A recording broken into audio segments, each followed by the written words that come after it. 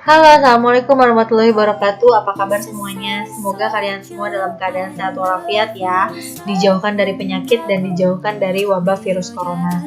Nah, tak lupa juga kita selalu berdoa semoga pandemi ini segera berakhir. Nah, ada cara nih yang bisa kalian lakukan untuk mencegah laju penyebaran virus corona. Apa aja sih cara itu? Yang pertama adalah jaga jarak sosial. Yang kedua, memakai masker dengan benar, dan yang ketiga adalah mencuci tangan dengan sabun, dan yang paling penting adalah kalian tetap harus di rumah aja sebagai wujud kontribusi kita bersama untuk memerangi dan memberantas virus COVID-19 ya. Nah, sebelum kita memulai materi, ada baiknya kita berdoa terlebih dahulu menurut agama dan kepercayaan masing-masing. Berdoa dimulai. Berdoa selesai. Nah, jangan lupa ya kalian absen ya. Absennya saya cantumkan di description box masing-masing dari grup kalian ya.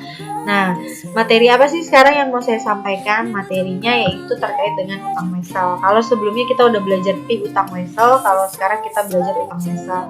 Jangan lupa ya, wesel itu apa sih? Wesel itu surat perintah untuk membayarkan sejumlah uang kepada pihak yang kita utangin. Karena kita hutang, terus kita bayar ke pihak yang kita hutangin ya. Kemudian wesel tuh sering disebut juga sebagai promise ya. Nah, ini adalah perbedaan wesel tagih dan wesel bayar secara umum. Kalau kemarin kita sebut istilah wesel tagih dengan notes receivable, kalau sekarang istilah wesel bayar dengan notes payable. Nah, wesel tagih itu termasuk ke dalam kelompok akun aset lancar karena dia receivable pada sales. Kalau wesel bayar jurnalnya purchase pada notes payable.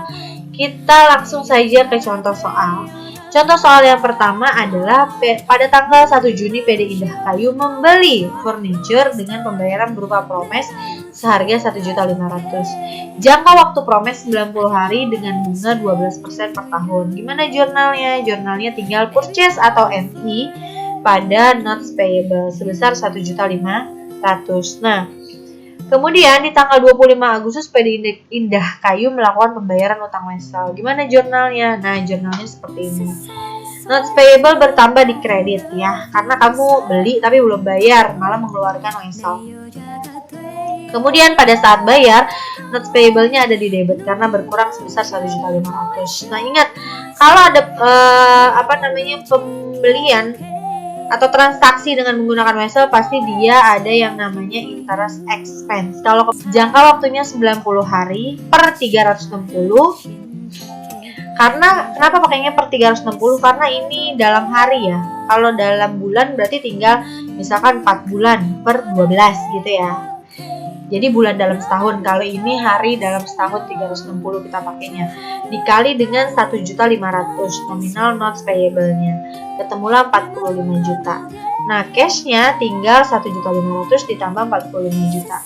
Hasilnya 1.545.000 ya. Selanjutnya kita akan bahas tentang utang pajak.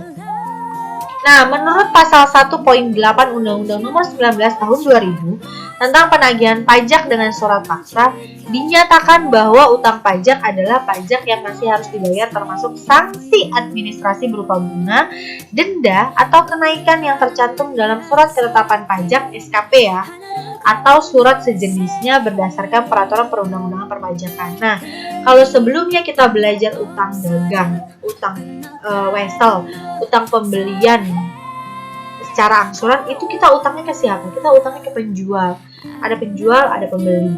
Pada saat kita beli penjual, ya kan? Nah, tapi kalau utang pajak kita utangnya nggak ke penjual, utangnya ke siapa? Ke pemerintah. Karena yang berhak untuk memungut pajak adalah pemerintah ya.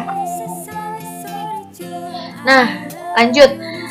Saya nggak akan nerangin apa itu pajak, kemudian objek pajak apa, subjek pajak apa, karena keterbatasan waktu saya tidak bisa menjelaskan itu semua ya. Nah, penjelasan kita berbatas pada utang PPN dan utang PPh 21 ya.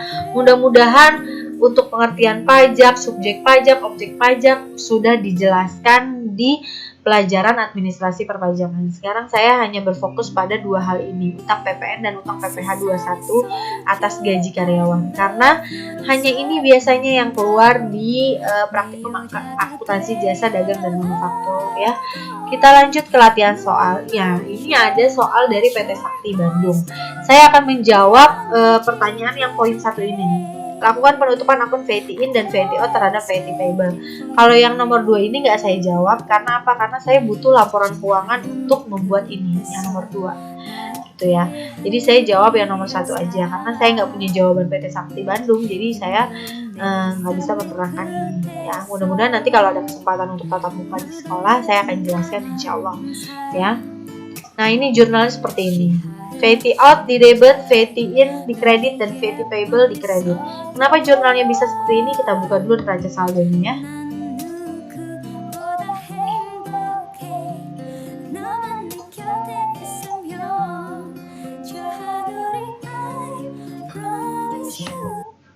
Nah, ini dia soalnya. Kita cari, dia biasanya ada di neraca saldo untuk menutup akun PPN. Kita cari VAT out di akun nomor 2. Nah, ini VAT out sebesar 18 juta di sebelah kredit kan. Pada saat ditutup dia ada di debit sebesar 18.700.000. Jadi dibalik karena mau kita tutup dari di kredit jadi di debit. VAT in yang tadinya di debit 11.500.000 jadi ada di kredit 11.500.000. Nah, VAT payable ini adalah utang PPN sebesar 7.200.000. Dari mana? Selisih antara 18.700.000 dengan 11.500.000. Nah, ini adalah jurnal utang PPN VAT payable. Nah, gimana kalau VAT payable-nya mau dibayarin? Jurnalnya tinggal VAT payable pada cash in bank. Nah, ini adalah jurnal pada saat kalian membayar utang PPN ke pemerintah. Jurnalnya adalah VAT payable pada cash in bank sebesar 7.200.000 gitu. Nah, soal selanjutnya tentang utang PPh 21. PT Bref melakukan pembayaran gaji pegawai tetap bulan Januari 2016 sebesar 500 juta. Dari jumlah tersebut, perusahaan memotong PPh pasal 21 sebesar 30 juta. PT Bref kemudian melakukan setoran PPh pasal 21 masa Januari 2013 pada tanggal 10 Februari 2013. Nah, kita lihat dulu jurnal pada saat mengakui utang gaji. Nih, jurnal pada saat perusahaan memotong PPh pasal 21 sebesar 30 juta. Jurnalnya adalah income tax expense, itu pasal 21 pada income tax payable ya. Income tax expense pada income tax payable, expense pada payable. Jurnalnya tinggal 30 juta. Nah, pada saat pembayaran gimana? Tanggal 10 Februari 2013 tinggal income tax payable-nya berkurang di debit pada cash in bank sebesar 30 juta. Gitu ya. Ini kalau jurnal pengakuan utang tinggal expense pada payable, kalau jurnal pembayaran utangnya tinggal payable pada cash in bank. Seperti itu. Nah, sudah selesai deh penjelasan dari saya. Besok tinggal utang gaji. Jangan lupa ya, kalian tetap harus menjaga jarak, memakai masker dengan benar, dan mencuci tangan dengan sabun. Tetap di rumah aja ya. Stay at home, stay healthy, and stay safe everyone.